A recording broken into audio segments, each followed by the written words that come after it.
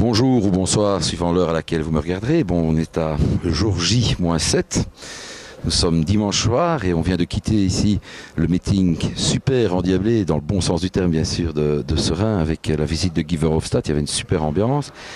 Et personnellement, je n'ai pas voulu remettre de l'huile sur le feu, mais que j'ai entendu le président du Parti Socialiste dire que le département des finances était désorganisé à ce point que plus rien n'y fonctionnait. Je tiens quand même à rappeler trois choses importantes. Je voudrais dire une chose, c'est que les taux n'ont jamais été aussi bas depuis des décennies et les recettes n'ont jamais été aussi élevées.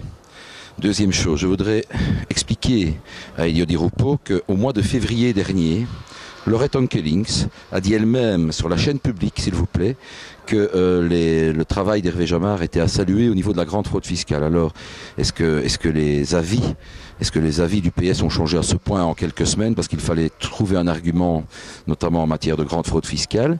Je voudrais rappeler à Elio Di Rupo aussi que la grande fraude fiscale a permis d'équilibrer les chiffres de la sécurité sociale.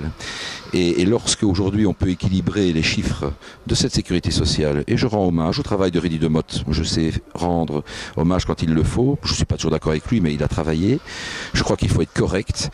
Elio Di Rupo doit reconnaître que les chiffres de la fraude fiscale, entre 600 millions, la grande fraude fiscale bien sûr, entre 600 millions et 1 milliard par an récupérés, ont permis cet équilibre.